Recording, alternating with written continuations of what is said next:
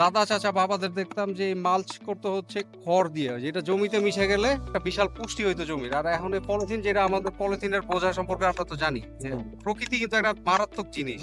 মানে প্রকৃতিতে আপনি যা দিবেন তা শতগুণে বৃদ্ধি করে ফেরত দিবে। খুব খারাপ লাগে যে একটা ফসলে সবাই যেভাবে ঝাঁপায় পড়ে, ওই যে ভেড়ার পালের মতো লাগে, একজন বললেই আরেকজন যায়। এই জিনিসটা আসলে আমার খারাপ লাগে। আমাদের যেটা সমস্যা হয় যে কৃষি অফিস বলেন, কৃষি অধিদপ্তর বলেন, অনেক লোক আছে, হ্যাঁ, তারা এসে তাদের মতামত পরামর্শ এসি রুমে বসে বসে যেটা চিন্তা করে সেটা কৃষককে গেলায় দেয়। কিন্তু কৃষি হচ্ছে মাঠের কাজ এবং কালচার, মানে যাপন করতে হয়। যে জিনিস যাপন করতে হয় ওই জিনিস এসি রুমে বসে সিদ্ধান্ত নিয়ে মাঠে প্রয়োগ করতে গেলে অনেক সময় ভালো কিছু হয় না।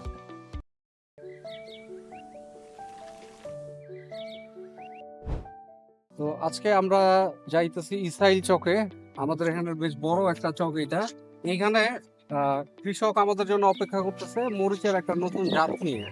আমরা এবার যেটা প্ল্যান করছি, বেশ অনেকগুলা জাতের মরিচ একসাথে চাষ করে দেখবো কোনটা ফলন কেমন, কোনটা কত দিন ধরে চাষ করা যায়, আর কোনটা খরা সহিষ্ণু বা কোনটা বৃষ্টিতে ক্ষতি কম হয়। তো ওগুলার একটা একটা জাত আমরা নির্বাচন করব যেটা সব দিক দিয়ে ভালো এবং বাজারে দামও পাওয়া যায়। তো আজকে আমরা একজন কৃষকের কাছে যাচ্ছি যার কাছে টোবা মরিচ নামে একটা মরিচ আছে, একটু বড় বড় মরিচ হয়, ওইটার চারা সংগ্রহ করতে। চলেন আমরা যাই।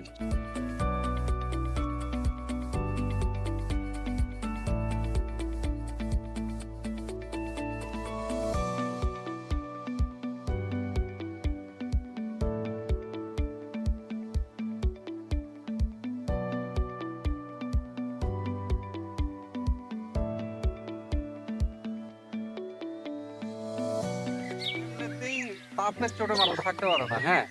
এই কাজ বাঁচাইতে যে পলিথিন দিয়ে যে তাপটা নতুন করে ক্রিয়েট করে, এটা তো এটা নিয়ে আমি চিন্তিত, আমি কনসার্ন। আগের দিনে দাদা চাচা বাবাদের দেখতাম যে মালচ করতে হচ্ছে খড় দিয়ে, যেটা জমিতে মিশে গেলে একটা বিশাল পুষ্টি হইতো জমির। আর এখন এই পলিথিন, যেটা আমাদের পলিথিনের বোঝা সম্পর্কে আমরা তো জানি যে প্রকৃতি কিন্তু একটা মারাত্মক জিনিস। মানে প্রকৃতিতে আপনি যা দিবেন তা শতগুণে বৃদ্ধি করে ফেরত দিবে। আপনি একটা বীজ দেন, হাজার ফল পাবেন। আমরা প্রকৃতিতে পলিথিন দিছি, পলিথিনটা এখন আমাদের রক্তে এবং ক্রমাগত শরীরের ক্ষতি করতেছে। এবং আমাদের অনাগত সন্তানের শরীরেও পলিথিন থাকে, মাইক্রোপ্লাস্টিক থাকে। আবার মাইক্রোপ্লাস্টিক ভাঙে ইদানিং নাকি ন্যানো প্লাস্টিক হয়েছে, ওইটা আরো বেশি ক্ষতিকর। মানে এগুলা চোখে তো দেখি না, মানে ভাবলেই তো কেমন কেমন যেন লাগে। অথচ আমরা সবকিছু আমাদের ভবিষ্যতের জন্য করি। আমাদের সামনে কি ভবিষ্যৎ আছে? ধনিয়া ফুলগুলো দেখছেন? আমি একটু চিন্তিত যে এর মধ্যে পরাগায়নকারী পোকা আমরা দেখতেছি না, বিশেষ করে মৌমাছি নাই। আর এই যে পাখির শব্দগুলো শুনছেন, আর ঝিরি ঝিরি বাতাস।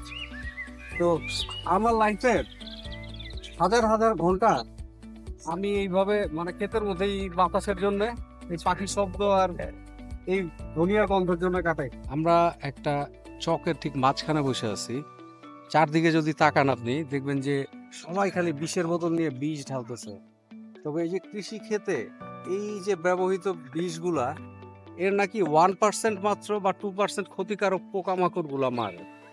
তো বাকি বিষের কাজ কিন্তু মারা, বাকিগুলাও কিছু না কিছু মারে। এরা কি তাহলে, আমি চিন্তা করে দেখলাম এরা কি মারে। এরা মাটির অণুজীব মারে, নদীর মাছ মারে, পানির মাছ মারে, আন্ডারগ্রাউন্ডে পানির সাথে মিশে যায় ওখানকার অণুজীব মারে, এবং এরা কৃষক মারে। বাংলাদেশে তাই মোট ক্যান্সার রোগীর 30% হচ্ছে কৃষক। এরা আমাদের চোখের অন্তরালে আমাদের সন্তানদেরও মারে, কারণ আমাদের সন্তানদের রক্তেও এখন প্রচুর বিষ। আমরা যে পানি খাই সেটা নাইট্রেট দূষণে দূষিত। কৃষির নামে একটা ভয়ঙ্কর মরণ খেলায় আমরা নামছি, এইটা আসলে বোঝানো মানুষের খুব কষ্ট। আমরা দিন দিন লাভের কৃষি থেকে লোভের কৃষিতে চলে গেছি। তো এই তো হতাশ লাগে, কিন্তু হতাশা ঝাইরে ফেলা কাজটা তো করে যাইতে হবে, বিষমুক্ত চাষের চেষ্টাটা করে যাইতে হবে, এটাই। কিন্তু এই জায়গার এই যে বাতাস, এই সূর্যের তাপ, এগুলো আমাদের খাদ্য। এইটুকুর জন্য আমরা খেতে থাকতে চাই সবসময়। শহরে এসি রুম ছেড়ে এই বাতাসের জন্য, এই রোদের জন্য এবং এই ফুলের গন্ধের জন্য, ধনিয়া ফুলের গন্ধের জন্য গ্রামে আসি। আমরা ইব্রাহিম কাকার 4 বিঘার ক্ষেত দেখতে আসছি। পুরোটাতেই তারা মরিচ লাগানো হয়েছে আর পেঁয়াজ লাগানো হয়েছে। পেঁয়াজগুলো দেখতেছেন, এই পেঁয়াজটা উঠে যাবে, ভিতরে ভিতরে মরিচের গাছ থাকবে। আর ইব্রাহিম কাকার কাছ থেকে আমরা বলছিলাম যে গাছের চারা নিব, এইটা হচ্ছে সেই প্লট, এখান থেকে আমরা চারা নিব। তো কাকা, এবার পেঁয়াজ মরিচের কি দেখতেছেন অবস্থা? মরিচের অবস্থা মোটামুটি ভালো। আবহাওয়া যদিও বৃষ্টি শস্যের অনুকূলে নয়, তারপরেও বর্তমান প্রযুক্তিতে তো তোমার করা হয় যে সেচ ব্যবস্থা, কুয়াশা চলে যায়, এতে শস্যের তেমন ক্ষতি হয় না। ওইটাই বলতেছিলাম, কুয়াশা না থাকার কারণে শস্য একটু ভালো হওয়ার কথা সবাই বলতেছে। শস্যটা মোটামুটি ভালো। তো মানে যেটা দেখতেছি পেঁয়াজের আবাদ হয়েছে অনেক, এইটা কি একটু দাম কমাই দিবে নাকি ফুলকপির মতো যেটা দেখলাম? অন্য অন্য বছর যে পরিমাণে পেঁয়াজের আবাদ হয়, যে সামনে দিয়ে যে চকটা দেখতেছো, এই পুরোটাই ধানের আবাদ হয়। হ্যাঁ, কিন্তু এবার পুরোটাই ধান বাদ দিয়ে সবাই পেঁয়াজের আবাদ শুরু করছে। এখন সৃষ্টিকর্তাই ভালো জানে যে সামনে কি অবস্থা হবে, দাম বেশি হবে না কমবে।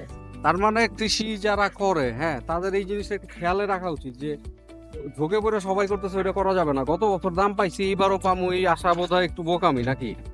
বোকামি হইলেও আমরা গ্রামের মানুষ, তো গ্রামের মানুষ যারা আদি কৃষক, তারা চিন্তা করে এক বছর যেটার মধ্যে একটু লাভ বেশি হয়, চিন্তা করে যে ওই ফসলটাই সবাই করে।